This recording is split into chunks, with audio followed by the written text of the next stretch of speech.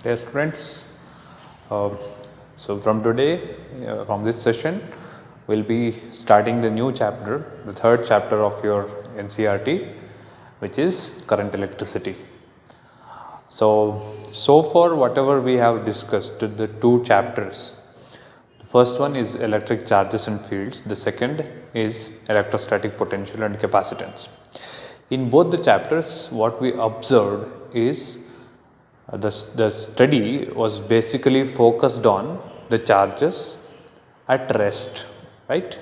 So, in first chapter and in both in first and second chapters, we studied charges which were in rest, right? You can recall we did not discuss any situation where the charges are moving, right? Charges were situated in particular position, and we were discussing the electric field due to that charge or electrostatic potential due to that charge, right? So that is how the discussion was. There was no movement, there was no dynamics happening there. And from this chapter, the third chapter, will be concentrating or discussing on the charges in motion. Okay. So the basic classification goes as such. The first part of study of charge, when the charges are in rest, is considered as electrostatics. Okay. Electro stands for charges, and statics stands for stationary, right? So in first two chapters we discussed about the study of stationary charges, electrostatics, and from this chapter, current electricity, we will be taking up the study where we will discuss the charges in motion. Okay. So this particular branch of physics is named as electrodynamics. Okay. Broadly, electrodynamics involves current electricity, right, the chapter which we are taking now, and current electricity, moving charges and magnetism, even alternating current, electromagnetic waves, right, electromagnetic induction, all those things comes under electrodynamics, where the charges will be moving. And now the first part of electrodynamics is current electricity. So have the idea, we are going to discuss we are going to study the charges in motion. So from now onwards, charges will be not stationary, they will be moving from one point to the other point, right? So the new chapter that we will be taking from this session is current electricity.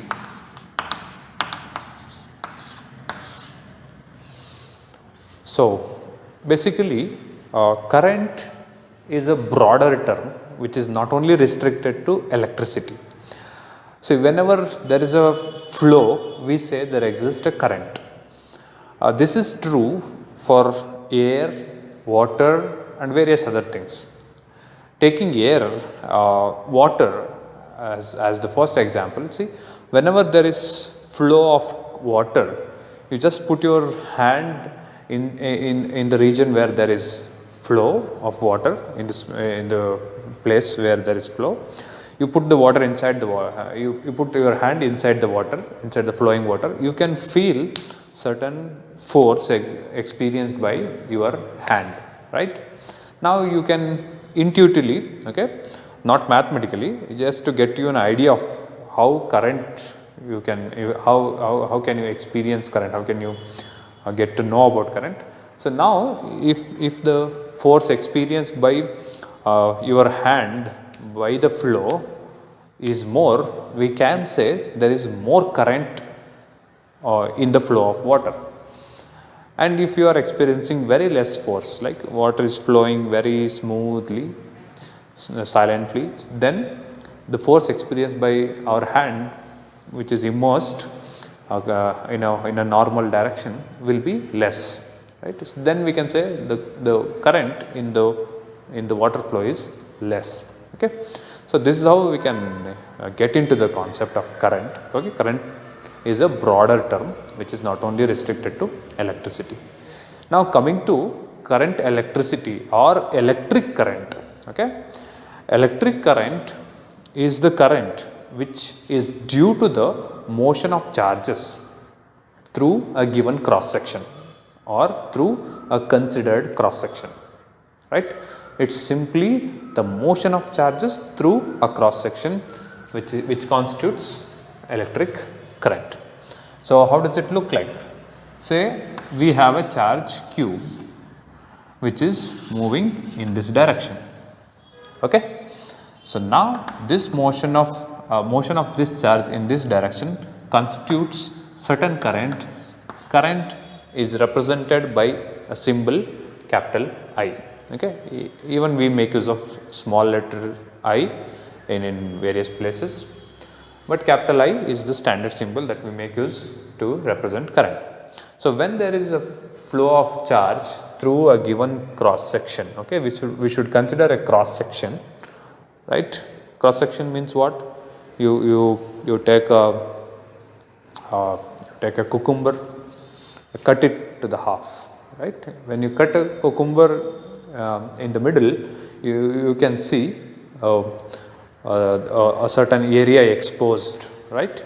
That itself is the cross section of that cucumber, right. You take watermelon, cut it to half, that area exposed is the cross section of watermelon at that particular point. Similarly, when you have a conductor, right, conductor means what? A wire, a block of metal, okay, conductor or anything, block or wire or other things, you take that and cut it, the area exposed after cutting or after dividing it itself is the cross section, right. And you do not need to cut it every time to get the cross section.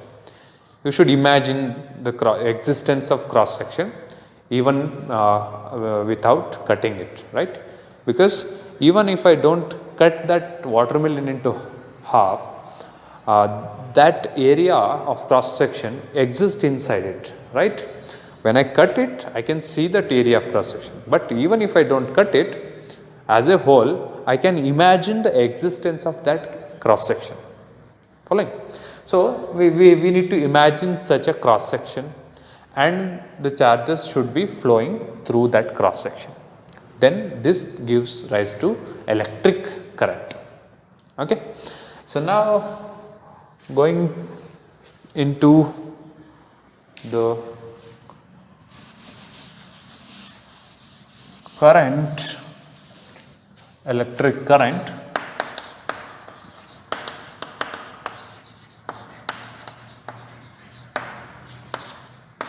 Electric current is represented by a symbol capital I, and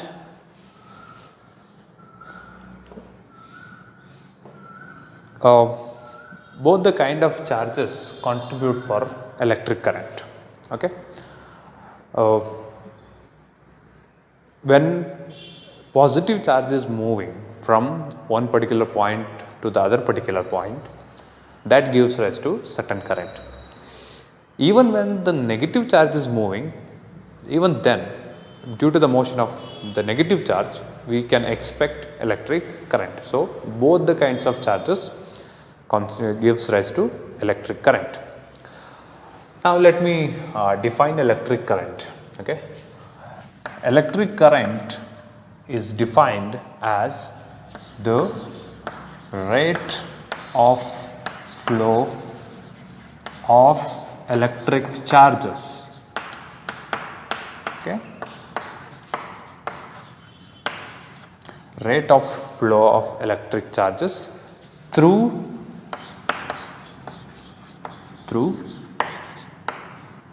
a cross section of conductor.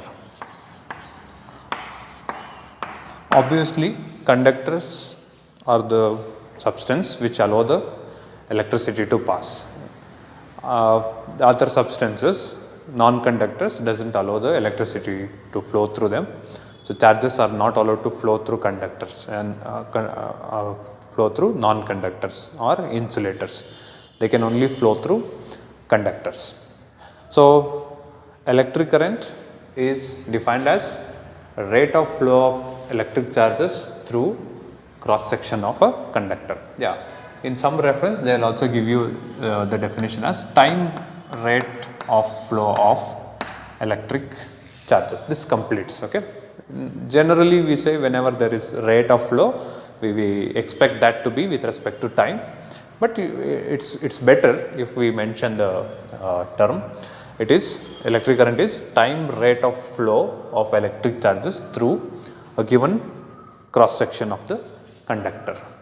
So this is what is electric current, definition of electric current. Now coming to the formula of electric current. See, or before going into the formula, let me take the physical phenomena, what is actually happening. Say, assume that this is the conductor that I have taken. This doesn't look like a conductor, right? Whenever we think of conductor, we expect a shape somewhat like a wire, right? Fine, you take the wire, but you magnify its view, right? You just zoom it, magnify the view to such an extent that it looks this big, okay? And then what happens is, inside this metal, you should be knowing the arrangement of ions or atoms inside this metal. The individual ions are fixed in their lattice, and the free electrons will be moving in the interatomic space. Got the idea?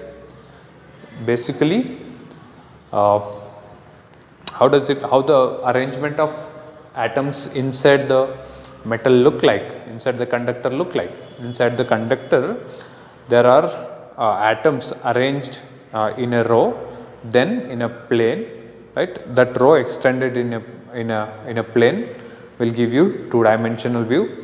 Then extend that in 3D, you will get a three-dimensional view, right? And this three-dimensional arrangement includes, will have atoms located in their specific positions, which you call as lattice, right? So atoms will be arranged in their lattice, and the similar kind of arrangement can be seen even in non-conductors. But the basic difference is, in non-conductors, all the electrons of individual atoms, right? You know very well what atom consists of. Atom consists of a nucleus, positively charged nucleus at the center, negatively charged electrons revolving around it, right? When it comes to non-conductors, all the electrons of an atom are bound or stuck to their parent nuclei, okay? They cannot come out of the atom. But when you take conductor, a metal, in a metal, not all the electrons are stuck or held up by the nuclei or bound to the nuclei. Few of the electrons are free from their atom and will be moving randomly in the interatomic space, right? So you take arrangement of atoms inside the metals, there will be interatomic space left. Even though they are solids, they are not completely stuck with each other. They are not, the atoms, two individual atoms are not completely touching each other like this. Instead, there will be certain interatomic space between the atoms. So this empty space left is the space for the motion of free electrons, which we also call them as mobile electrons, right? So this is how conductor look like, and these free electrons will be moving randomly. But this random movement of electrons inside the metal doesn't constitute or doesn't give rise to any current. The reason being, see, at a particular instant of time, there will be billions of electrons, right, moving in random way. Say a particular electron in a particular instant of time, I froze the entire motion. Then what happens? In a particular moment of time, an electron is coming like this, random, right? Another electron is coming like this, another electron like this, another electron like this. So in various directions, one going like this, the other going like this. It's completely random, and that random motion makes the total current in the entire conductor equal to 0. Okay, So the net velocities, because velocity is a vector vector quantity. So the net velocity of all the molecule, all the free electrons when you take, it becomes 0, right. So that is why even when the conductors are not connected to the battery, there will be motion of electron. You take certain conductor, a piece of copper, a piece of aluminum, a piece of gold, they all have the same kind of arrangement. There will be free electrons which are moving randomly in the interatomic space, right. Even when you do not connect, doesn't connect them to, you do not connect them to the battery, there will be motion of electrons, but the motion is random, and that random motion will not be responsible for the current. So we need the motion of electrons in a particular direction, right. How does that particular direction can be assessed? For that, for assessing that particular direction, we need to consider a cross section. Okay, this is the considered cross section, and say I'll stand here beside the conductor, and there will be charges flowing through this cross section. Okay, and I'll have the what I need to get is charges, number of charge or the amount of charge that crosses this cross section in unit time. That is what gives me the amount of current. Okay, in unit time means in 1 second. So you can imagine this with the example of say you have a stream of water, okay, which is not flowing, not the stream, then it should be something like a yeah, you can imagine a big fish tank which is in the cylindrical shape like this. Okay, imagine it, a large fish tank which is in cylindrical shape like this, and you have fish, plenty of fish on this side, and all of a sudden all this fish starts to move in this direction. Okay, and when they start to swim in this direction, what I do is I put this kind of grids.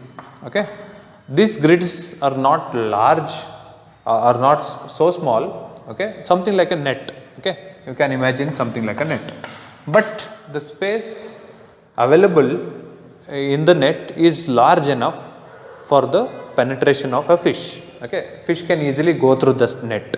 It's a large, like a volleyball net kind of net, and the fish is very small. So fish can easily go through this net. I have just fixed this net just at the at a point in such a way that it gives me it is put in a plane which is similar to or parallel to the plane of the circle of the cylinder like this. Following? So now I'll start counting the fish. Okay. Okay, 1 fish went, 2, 3, 4, 5, 6, 7, 8, 9, 10. This is how I keep on counting. So I know that whenever there is a flow of charge, there is current. Similarly here, there is a flow of fish or movement of fish, there will be some current, okay, which we don't know, some current. Okay, but coming to the magnitude of that current, how much is the current? When it comes to how much is the current, that is answered by the amount of charge that is passing this cross section every second. Okay, every second what is the amount of charge passing, that gives me the idea of the current, the magnitude of current.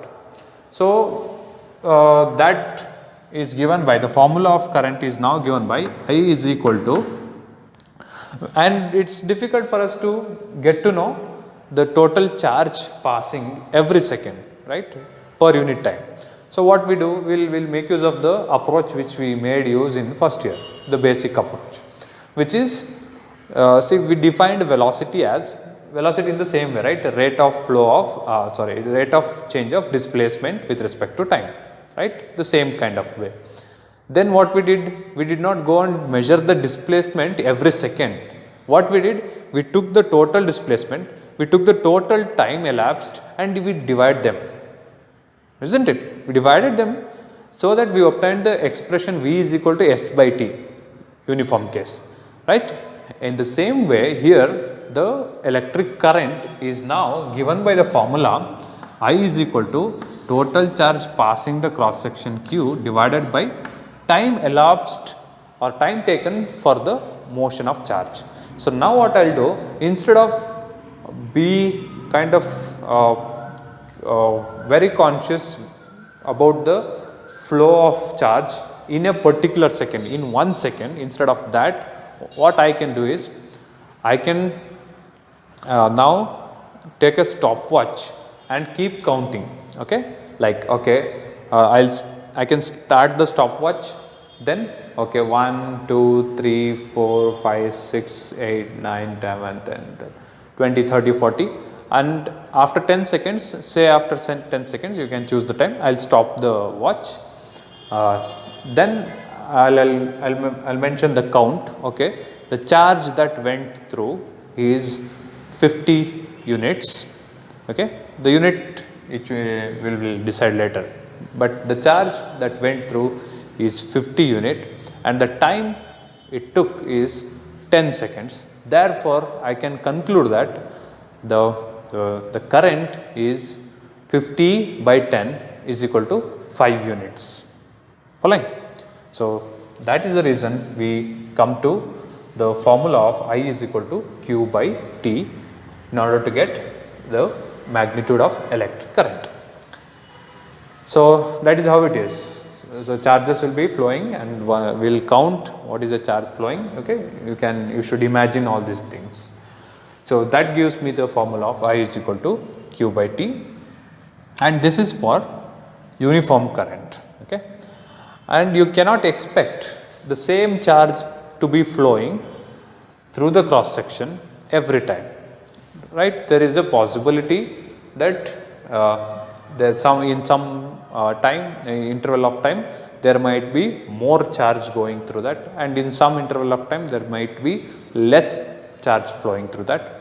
So, in that particular kind of situation what we will do is we will take the average current, or when it comes to instantaneous current in that kind of situation is given by I is equal to, okay, this is when the current is uniform, okay.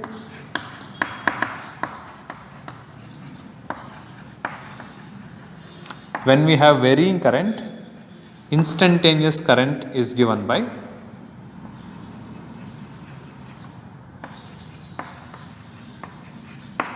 okay, instantaneous current is given by limit delta Q by delta T such that delta T tends to 0, okay. A very small time interval is considered and the charge flowing through that cross section in that very small interval is considered, and hence is taken as delta Q by delta T with delta T tends to 0, which we will write as I is equal to dq by dt, okay.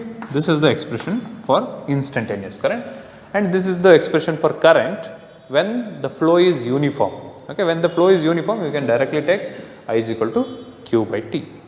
Now, coming to the unit of electric current. See, whenever we have a certain quantity, this is the new quantity current which we have defined, discussed now. We need to have unit of that current. The unit of this electric current is SI unit itself, okay. SI unit of electric current is ampere, okay. Ampere represented by capital A. So, from now on we will say whenever we say we take a quantity of current, so it is 5 ampere of current flowing through this conductor. It is 20 ampere of current which is responsible for this effect. That is how we are going to say now from now onwards, okay. It is the unit is ampere and is represented by capital A, keep that in mind. And as of the nature of the quantity means whether it is scalar or vector, okay. as of the nature of the quantity is concerned, uh, current is a scalar quantity. Okay. Yeah, from the surface it might look like a vector quantity, because see, now we can say this is the direction in which the charges are flowing. So, this may be the direction of current. Yes, you are right. Direction of flow of charge will give you the direction of current, and current has the direction, but it is a scalar quantity. Okay. Current is the quantity which has the direction, but it is a scalar quantity. Okay. And the reason shall be understood when it comes to the Kirchhoff's laws, which we will discuss later in the chapter. So, there you will get to know why current is a scalar quantity, even if it has a direction. Okay. Current has a direction, but it is a scalar quantity. I will give you the basic clue about it, a small clue about it. See, even though current is a scalar quantity, current is a quantity with vector, when it comes to addition of two currents, okay, when it comes to addition of two currents, it does not follow vector addition rule. Okay. It follows simply scalar addition rule. Just let me give you an little more clue about it. Say you have a conductor, right, through which 2 ampere current is flowing. Now, you take one more conductor and you connect that to it, and this conductor, say this has the ability to conduct 4 ampere current. Okay. So, this is 2, this is 4. Now, you connect them like this, and from this point onwards the total current will be 6 ampere. Okay. 6 ampere it will be, you will get to know in detail when it comes to Kirchhoff's law. Now, you change the orientation from this to this, the current does not change, 6 ampere, 6 ampere itself, 6 ampere itself, 6 ampere itself, following. So, whenever you have a circuit in this way, 2 currents giving rise to a third current, 2 ampere, 4 ampere, together 6 ampere. The angle between these two wires does not change the net current in the output part. So, the current does not follow vector addition rule, it is simply scalar addition rule which is followed. Therefore, we can consider electric current as a scalar quantity. So, this is about the definition of current, formula of current, and instantaneous current formula, how exactly electric current can be imagined, and the unit of current, the nature of quantity which is scalar. So, now we will see what is the direction of this electric current. Direction of electric current is always in the direction of motion of positive charge. Okay. Say you have pool of charge, okay, you have different kind of charges distributed in the space, and when the electric field is applied there, those charges starts to accelerate, they start to move. So, few charges positive moves in the direction of electric field, few other charges which are negative will move in the opposite direction of electric field, right. So, here electric current will always have the direction in direction same as the direction of positive charge. Okay. So, this itself is the direction of electric current if the positive charge is moving like this. Now, if the given positive charge is moving in the opposite direction like this itself, the opposite direction itself is the direction of electric current, that is it. Now, it is not necessary that only positive charges should be moving, as I said you about the motion of negative charge, even the negative charges can also move. And now, what about the direction of electric field when there are negative charges flowing? So, when the negative charge flow in a particular direction, the direction of current is considered in the opposite direction to that of the motion of negative charge. Okay. So, be clear, I have told you that both I have said you that both positive charge and negative charge constitute electric current, right?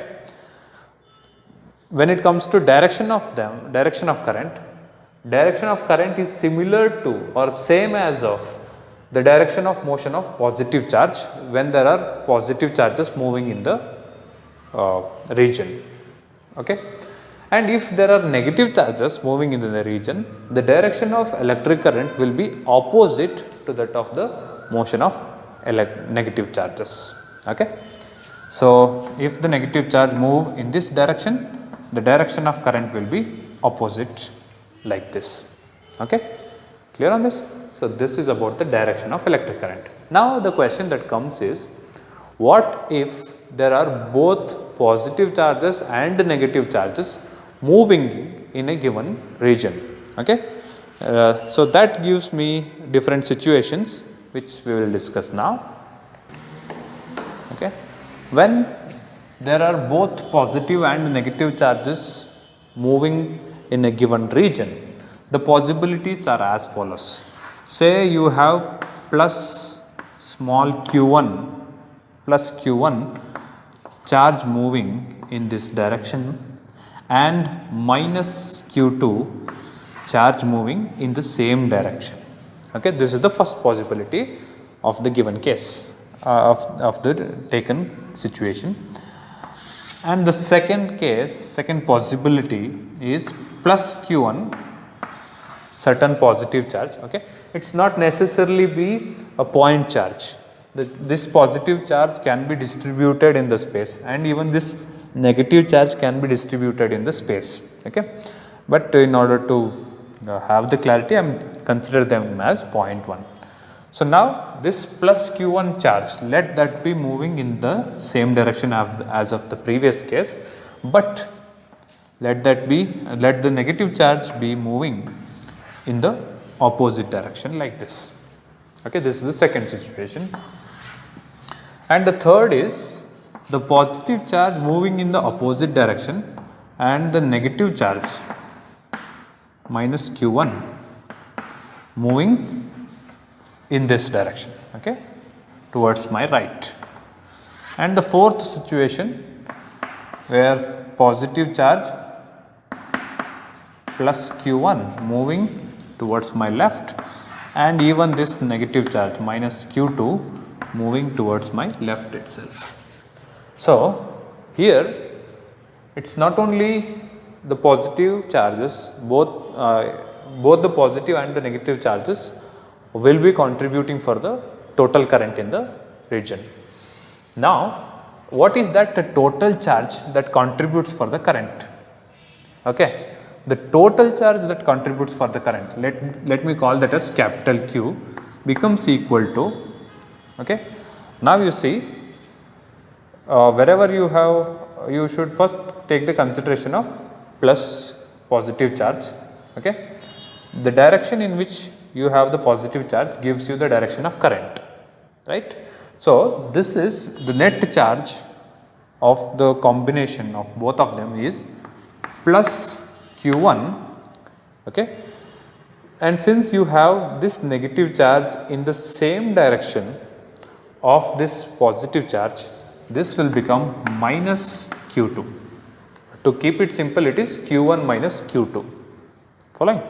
So, the net quantity of charge contributing for the current is q1 minus q2, and the expression for current in this situation becomes I is equal to, see, q1 minus q2 divided by t, because I is equal to q by t now, and hence it is I is equal to q1 minus q2 by t. And the direction of current in this situation is same as of plus q1, right, with this direction, okay. This is the amount of current and this is the direction of current, provided q1 is greater than q2, okay. If q2 is greater than q1, the quantity, then the direction becomes opposite, and you can observe that in the formula itself, because you will get a negative quantity, negative amount of charge left here, right. The difference will be negative if q2 is greater than q1. right? But for now Q1 is greater than Q2. So direction of Q1 is like this, that itself is the direction of electric current. You will get certain positive current in this direction. Following?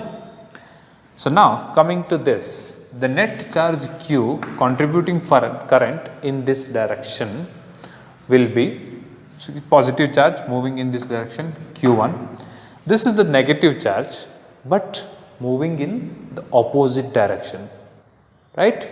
So this movement of negative charge in the opposite direction will also give us current in this direction itself. Following? So here what happened, this positive charge gave us the current in this direction, right? This motion of negative charge here gave us the current in this direction, right? Because it is negative charge. So that became, this is some positive current, this is some negative current, so they will cancel, they will subtract each other. That is how it is going. But now you come here, you have certain positive charge here moving like this, so that gives you certain certain current in this direction, and you have negative charge moving in this direction, which will also give us the current in the same direction, right? So when both the currents are considered, the net charge, okay, the net charge responsible for the net current is Q1 plus Q2. Okay, negative charge going like this, so Q is equal to Q1 plus Q2, and the expression for current becomes equal to simply I is equal to Q1 plus Q2 by T, and the direction of current like this.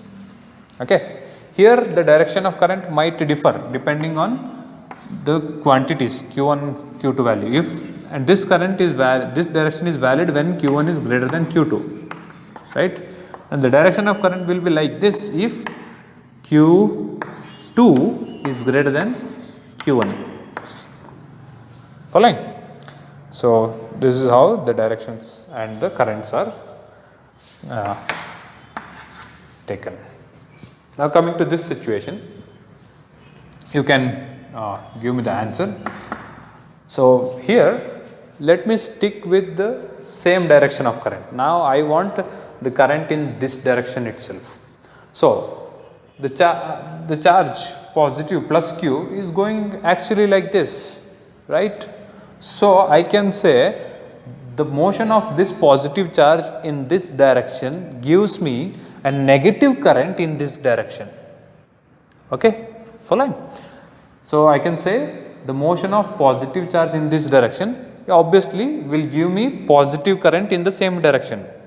But the other way of saying the same phenomena is the motion of positive charge in this direction will give me a negative current in this direction.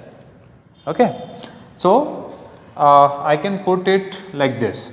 So see, okay, so the total charge contributed is Q in this and Q1 in this direction, Q2 in the opposite direction. So this will give me a negative current in the same direction, but the positive current in the opposite direction, right?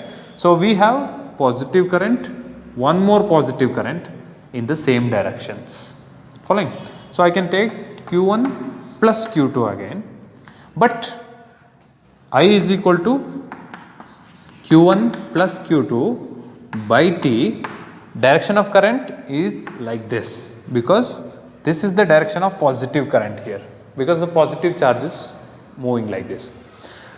Or else I can also say I is equal to minus Q1 minus Q2 by T, which is a negative current, which will be a negative current flowing in this direction. Okay, both are one and the same. Okay, negative current flowing in this direction, the same amount of positive current moving in the exact opposite direction. Both are one and the same. Okay, be clear with that. I can say if I have 5 ampere current flowing through this circuit, a particular circuit, I can also say that as minus 5 ampere current is flowing in this direction. Okay, that is how we can name or represent current in positive and negative terms. So coming to this situation, what should happen here? Q is equal to, look at this, this is Q1 and Q2 is in the same direction, so it is minus Q2. Okay. So now what happens is I is equal to Q1 minus Q2 by T, and the direction of current will be like this, right. So, and if Q2 is greater than Q1, the direction of current will be opposite. I hope you got the idea. Okay. So, this is about the net charge contributed for the flow of electricity in different situations given when you have both positive charge and negative charge flowing in the region. Okay. And one more important thing that I informed you is, if you have certain positive current I flowing in this direction, you can also consider the same current as negative current flowing in the opposite direction. Okay. If I have plus 5 ampere current flowing in the given circuit in this direction, I can also consider that as minus 5 ampere current flowing exactly in the opposite direction. Okay. Be clear with this, and these things, the net charge, total charge. Now we will see electric current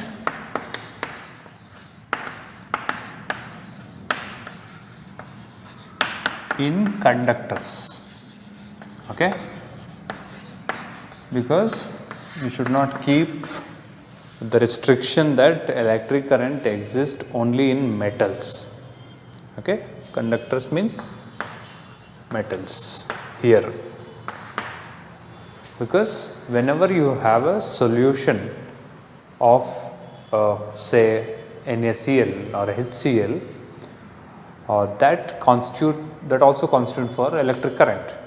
There the ions themselves move, contributing for the current. Na plus moving in one direction, Cl minus moving exactly in the opposite direction. Both of them, both the motion of both Na plus and Cl minus contribute for the total electric current in the solution, right. But the further discussion from now onwards will be concentrated more on how does the electric current look like inside a metal or in a conducting metal. Okay. So, metals are conductors, fine. Now, let me assume a cylindrical shaped metal block. Now, we can imagine, let us imagine that both the surfaces of the metal block are deposited with two different kind of charges that we have. Means this surface of the conductor deposited with positive charge, and this surface of the conductor deposited with negative charge. Okay. Now, as soon as we supply the charge to this end and this end and leave, what happens is there will be an existence of electric field inside the conductor, right, from positive to negative charge, right. Electric field exists inside the conductor. Then what happens? These positive and negative charges immediately rush towards each other, right. But the problem here is the positive charges, which are ions and are fixed in their positions, cannot move by themselves, right. Their positive charges in a metal are fixed in their positions, which are ions situated in their lattice, and they cannot move, right. The ions or the particles, the heavy particles, atoms, right. It is an atom. Iron means iron atom, but an electron has come out. That is why we are calling that as ion. That is it. So, that iron ion cannot move from its position and go to the other end. Instead, it is fixed in its position, in its lattice. But the electron which has come out from that iron atom is free to move. Okay. So, in a metal, only negative charges, which are electrons, are free to move, and the positive charges, which are ions, are fixed in their positions. And now what happens is, these electrons in their position these electrons on the other end will start to move towards these positive charges, which means now we have flow of charges. What kind of charges? Negative charges. In which direction are they moving? They are all moving in this direction. So this motion of electric charge, negative charges, electrons in this direction gives rise to the current in this block in this direction. But this current doesn't last forever, for a while, because see what happens is, as soon as the negative charges, the electrons come and reach this end, there is no flow of charges anymore. So whenever there is flow, there is current. The flow stops, current also stops. So once all the electrons reach this end, the flow stops and hence the current becomes zero again. So this is a kind of temporary current that we can observe. But assume the situation where we keep on providing charges to this end and that end. Okay, we gave certain charge here and there, say 10 microcoulomb, minus 10 microcoulomb. That minus 10 microcoulomb came and neutralized, giving rise to certain current. Immediately we gave once again 10 microcoulomb plus 10 minus 10. So the flow continues. We keep on providing the extra charges, the flow keeps on continuing, right? So it's actually not about providing continuous extra charges to the conductor. Instead, we can also interpret this as the continuous providing of external field. Okay, so see, the existence of field is the reason for the flow of charge, right? When the electrons come and reach the other end, they get neutralized, and hence there will be no extra field left, or there will be no electric field left inside the conductor. Electric field becomes zero, right? But if we can maintain a steady electric field inside the conductor using an external device like a battery or a cell, okay, then we can actually make the flow of electrons continuous. Following? What is happening here? Once the electrons come and deposit here, field becomes zero, so the flow stops and hence no current, right? If we can maintain this electric field, the electrons will be continuously flowing, okay? And yeah, not only these electrons which will be flowing here, in the situation of continuous electric field, the mobile electrons, the free electrons which are already there inside the conductor and are free to move in the interatomic space, the voids which you call, will be moving here, right?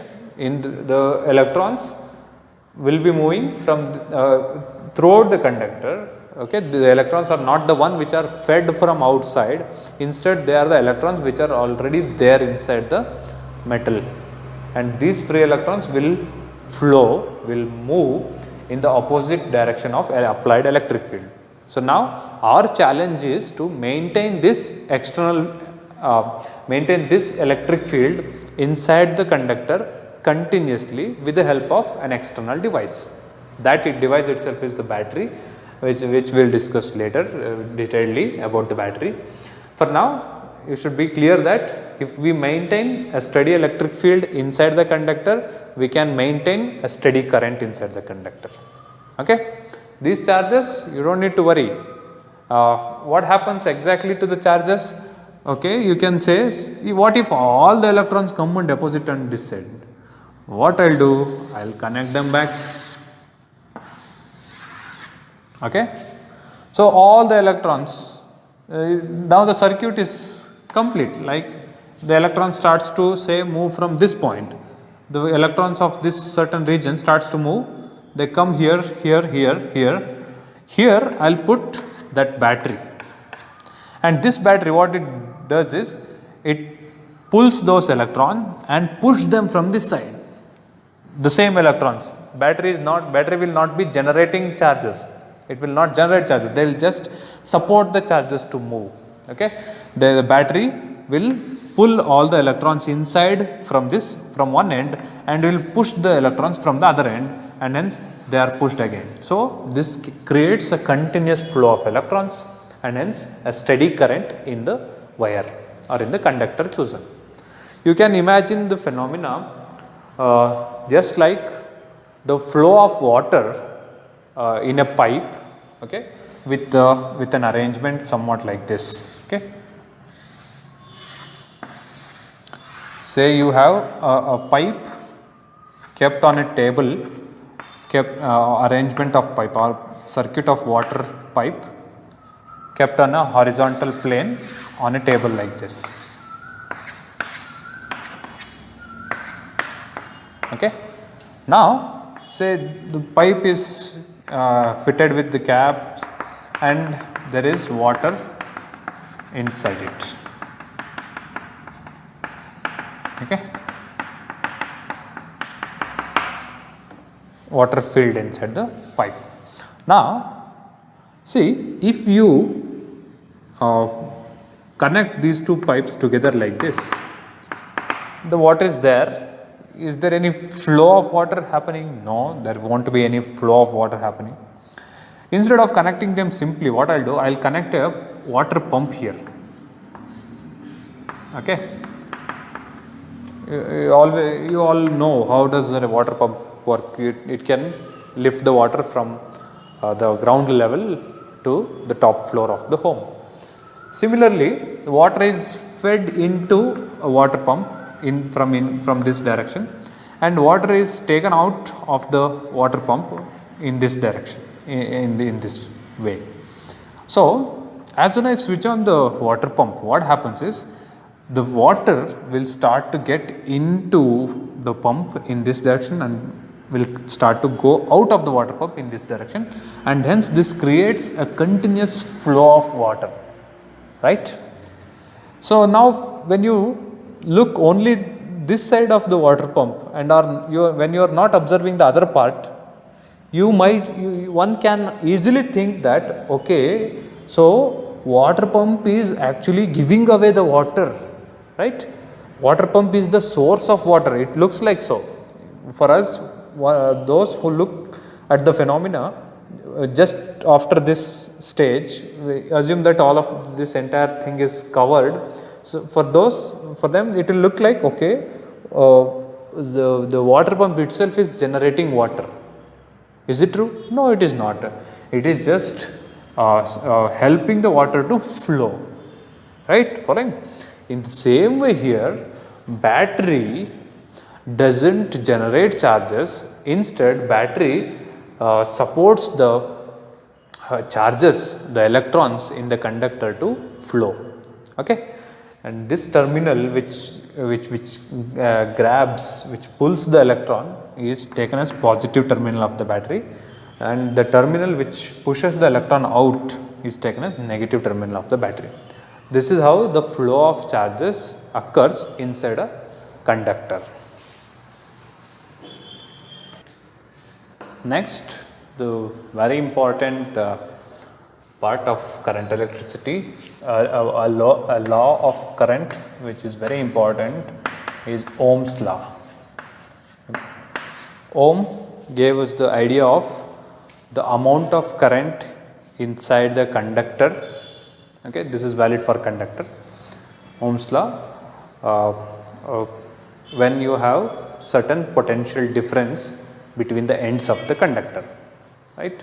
See, I have told you previously that just before this part, I have informed you that existence of electric field must be there in order for the flow of charge, right? I mean, electric field must be steadily present, right? Means when you want electric field to be present, you must have potential difference between the points, right? Whenever you have potential difference between 2 points, there only you can expect the presence of electric field, right? Because you know that E is equal to minus dV by dx. dV is change in potential. If there is no change in potential, dV becomes 0 and hence E becomes 0. So in order for the existence of electric field, you must have potential difference between the points. So I mean the interpretation of the same phenomena in terms of potential difference now. Say you have a potential at a point A, which is given by VA. You have one more potential VB at point B as follows. Okay, this is what we are considering inside the conductor now. And now the potential difference between these 2 points VA and VB can be considered as V is equal to VA minus VB. Okay. And now if I leave certain charge here, okay, so it's finally like how fast will the charge flow, right? If you have greater potential difference, large potential difference, then the flow will be faster, right? You know that, right? Because greater the potential difference, greater the gain in kinetic energy. So more the potential difference, more the speed of the electrons. More the speed of the electrons, more the current is, right? Because current, the total current in the circuit is of 2 parts, right?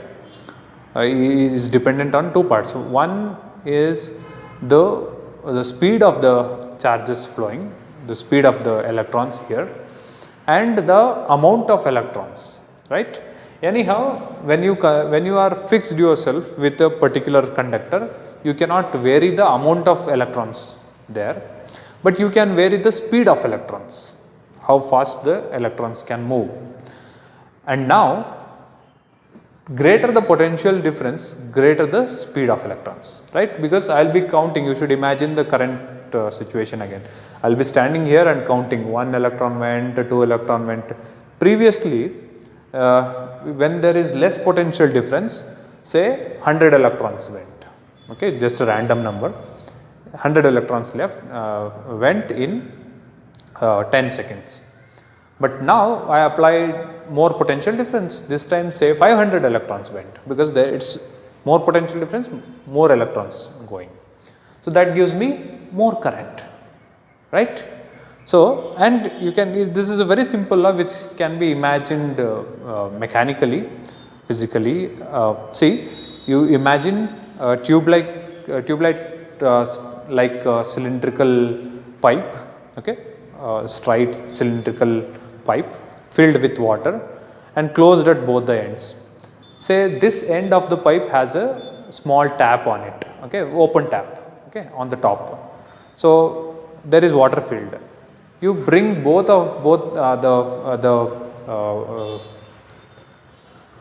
the ends of the tube to the same level like this. Will there be flow of water from this tap? No, water can't come out of the tap because there is no potential difference. Now what I'll do, I'll increase the height of this, okay, and decrease the height of this end, the left hand end. Then yes, there will be water coming out of the top tap situated on top of this end of the water pipe, right? Now what I do, I increase the potential difference, right? I'm increasing the potential difference, nothing else, right? Potential difference is 0 because they are at same potentials from the ground, they are at same height, mgh, gh is the potential, gh is same. So no flow of water, no current. Next I start to induce or introduce potential difference, right? I now put potential difference into the pipe. So more the potential difference, more the water that comes out. You can think of the situation, if I put the water pipe in this direction, there will be plenty of water coming out, right? Now reduce, that's it, same level, same potential, no potential difference, and hence no current. More the potential difference, more the current is. Following? The same analogy is applied here in Ohm's law, which states as follows: the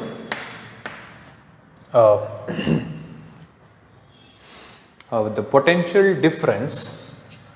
So this can be written with in both the directions. Let me stick with the one given in the reference, which is the electric current in a conductor is directly proportional to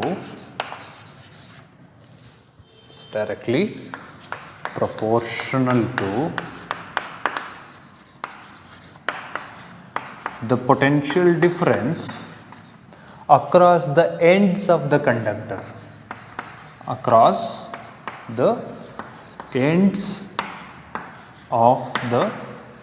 conductor, provided temperature and other physical conditions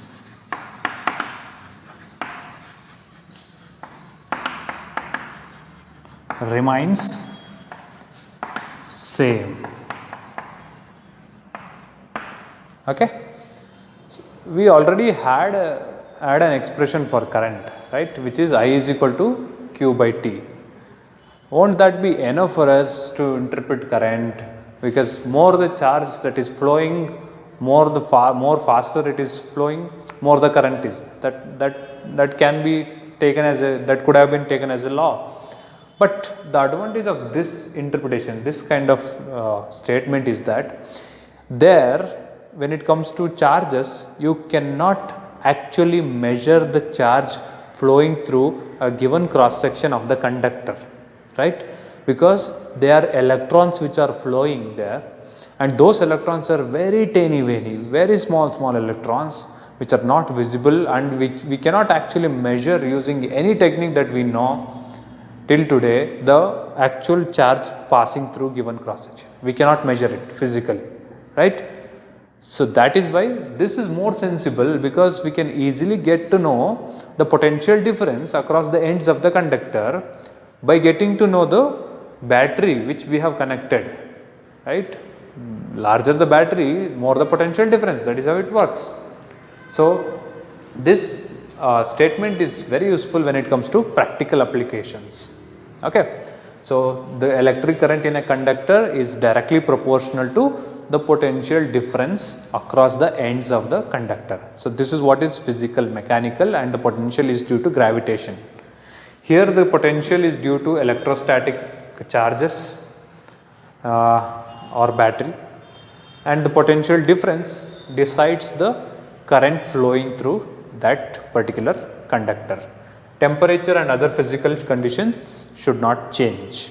Okay, the dimension of the conductor should remain the same, and the temperature of the conductor should remain the same. So reducing this Ohm's law in mathematical form, I will get I proportional to V, where V is the potential difference across the ends of the conductor. Okay, so if you assume this as a conductor, A and B has the potentials VA and VB, and the potential differences given by VA minus VB, and hence current I is given by I directly proportional to V. And now I need to remove the proportionality, and I will remove the proportionality by introducing a constant which is 1 over R into V, and hence the expression becomes V is equal to IR. This is the formula which we take from Ohm's law, which comes, this itself is the formula of Ohm's law, mathematical form of Ohm's law, where R, capital R, the constant that we introduced is called resistance of the conductor. It's called resistance of the conductor. Okay, we'll get to know in detail about resistance and the dependence of resistance on other factors in the next class.